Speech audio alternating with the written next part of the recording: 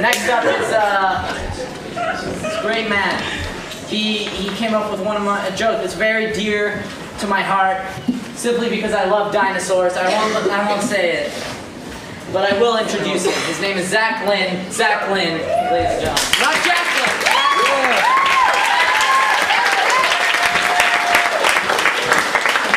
I really want to have sex with a wizard because a wizard is neither late nor early.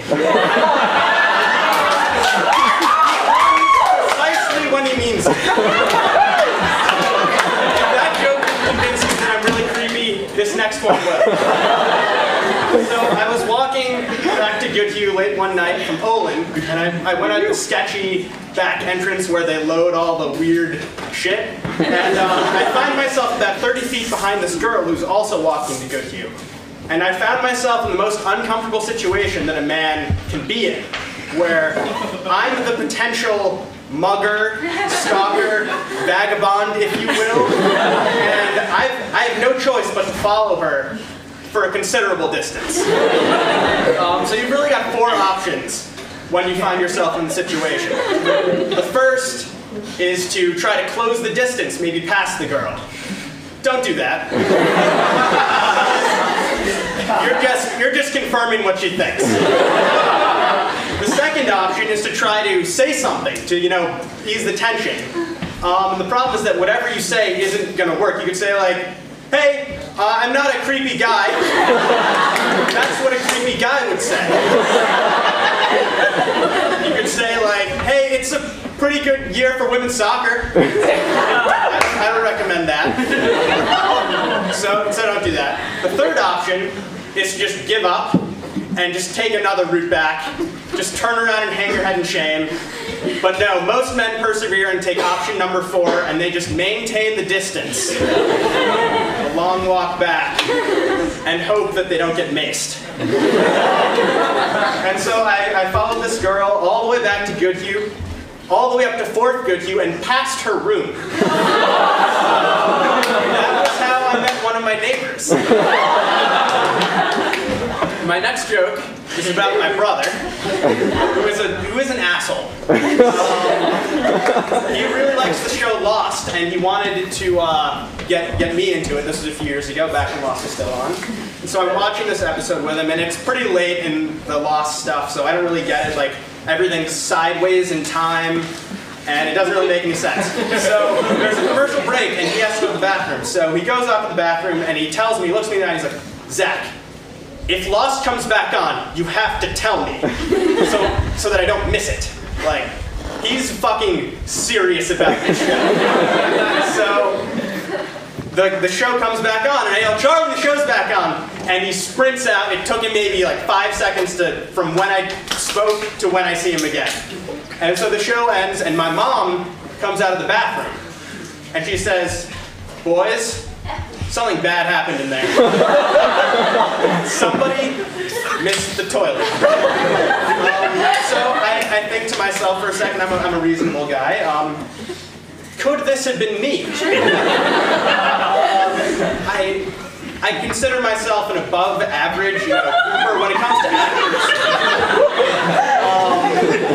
But it's not outside the realm of possibility. I missed by a little bit. So I decide I'm going to go check it out. And I walk into the bathroom, and there is diarrhea all over the side of the seats, dripping down the bowl, and puddled on the floor. I'm so sorry. And so the reason that I don't like Lost is because I don't want to like anything as much as my brother likes Lost.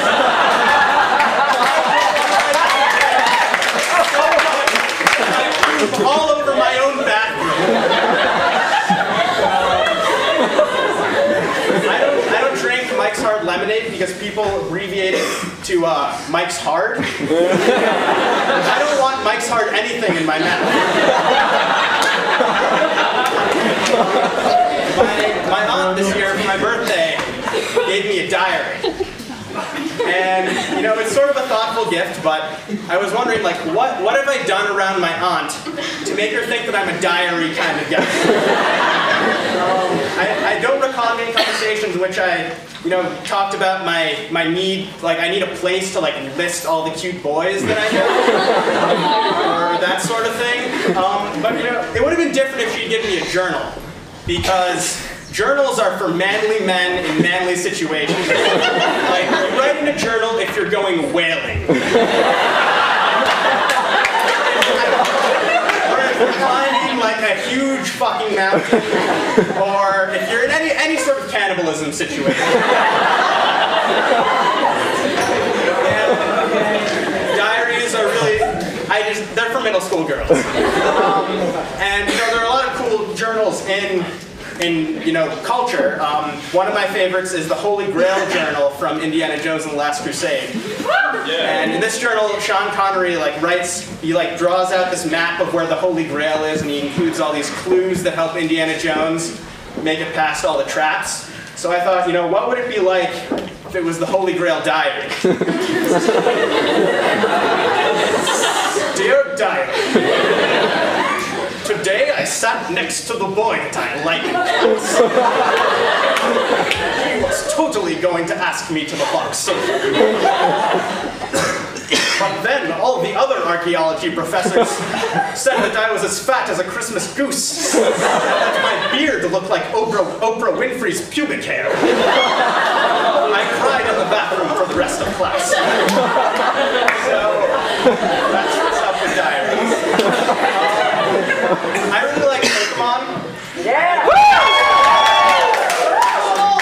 And I still strive to be the very best. But it's kind of fucked me up in a lot of ways, this whole Pokemon thing.